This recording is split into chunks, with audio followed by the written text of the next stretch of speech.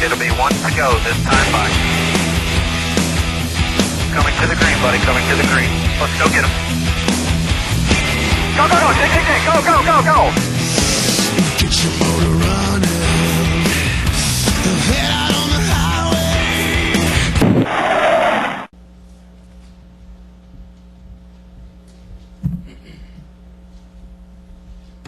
Welcome, gentlemen.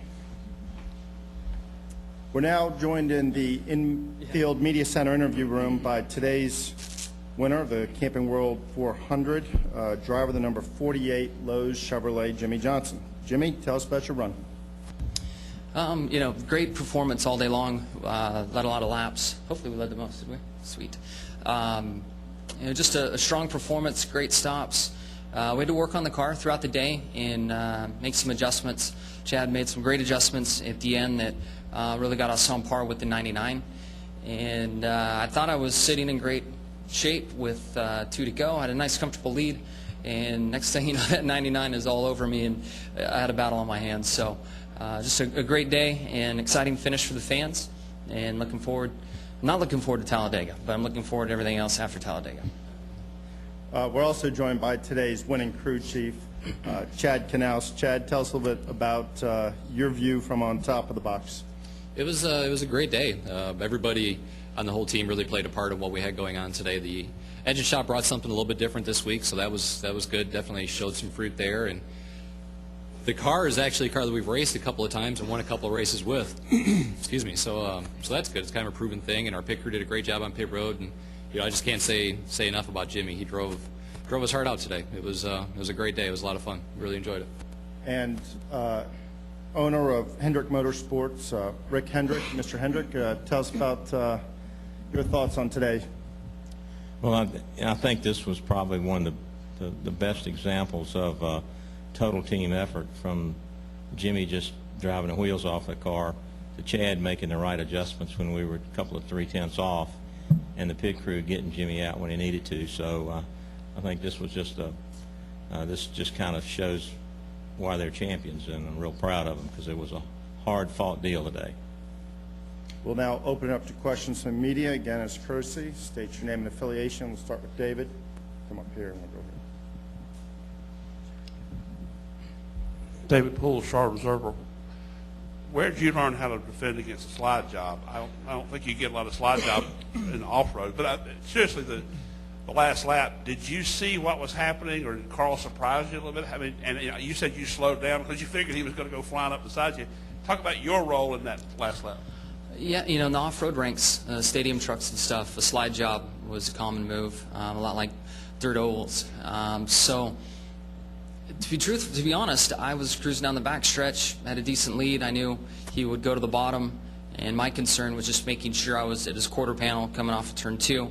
So I was thinking through what I needed to do, and next thing you know, that car goes flying by, and I knew instantly there's no damn way he's making the turn, and just stayed on the brake and tried to get redirected and turned down. And then I was so in awe of how far he drove it in. I watched him pound the wall and jump back in the gas, and I thought, man, he's serious about this win. I better get back in the gas myself. And got off the turn well and got back to the start-finish. But with 2 to go, we had a nice, comfortable lead. I thought we were in great shape, and he found a line or found some grip somewhere and just destroyed us those last 2 laps. And I'm thankful we got it done. Casey Walkup, KSN Sports in Wichita. Can you just talk about, obviously, you and Carl were 1 and 2 in points and came down to you and Carl at the end. How nice was it to know that he was making every move he could on you, but you were able to come out to win and take over the points lead? Yeah, I'd say winning the race is a huge boost of confidence for the team, for myself. Helps beating the 99 without a doubt. I kind of look back on that last segment in general to know that to feel really good about us closing the gap. We had a couple, like Rick pointed out, 2 or 3 tenths off the 99 before that. Chad made some great decisions on the car, and I'm real proud of that, and knowing that we could fine-tune and find more speed in the car. And then, to be honest with you, I'm looking up at the board with the way we finished. Man, it's hard to get any points on anybody. 5 or 10 here and there is nothing. It's at this pace, it's going to take somebody having some bad luck to to get a gap. You're not just going to outrun people week to week like we're all performing right now. John Roger with NASCAR Fridays and KRMS. Jimmie, let me ask you, what does it feel like to know that you're very close to matching Cale Yarborough's record of being able to have 3 championships in a row? What's the feeling you're getting with being able to get that close? I'm not thinking about it yet. At some point it will hit me like a lead balloon, but as of now, you know, I don't even know what the point spread is over Carl. But I think with 2-3 to go, that's when you really start worrying about your position and protecting. Right now, we're all just running as hard as we can and paying attention to who has bad luck and how the points gaps develop from there. So right now, I mean, my biggest concern is outrun the 99 and 16, and the 31's hanging right in there as well. So I haven't thought much about Cale yet. Your lead over the 99 is 10, and over the 16 is 30 points. We'll Killing go upstairs for a question.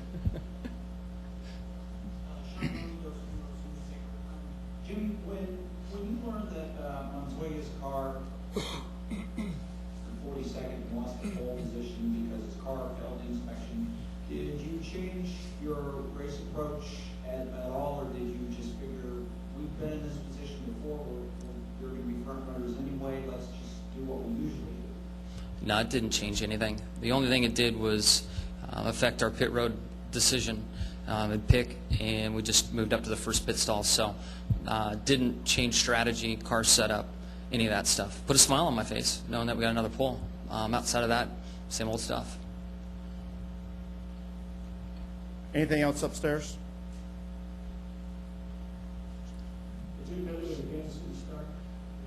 Jimmie, how did you defend against that hole? Did you lift or anything, or did you just do his thing and you just kept your usual run? As I entered into the turn, I was running my normal line and rhythm that I had. I was tight, so I was concerned about overdriving the entry and sliding up onto that last paving seam and not having the right side grip I needed to. So I got in a little cautious, not soft by any means, but made sure that I had the car point. I wanted to make sure I had the car pointed for a drag race at the start-finish line. And at that time, I think Carl probably recognized what I was trying to do, and then took it in way far beyond any sense of normal thinking, and was committed to it.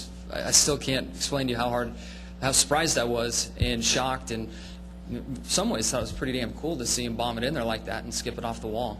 But it caught me off guard. I didn't expect him to come in there and try to put the slide job on me with that much conviction. I figured he would stay on the bottom and try to drag race me around to the start-finish line. Before we continue here, any further questions for Chad? Chad, congratulations. We'll let you get the chair down. I think we have a couple more upstairs. I know we got Claire and Hampton when we come back. Any words from NASCAR saying, Jimmie, when you had a car, you said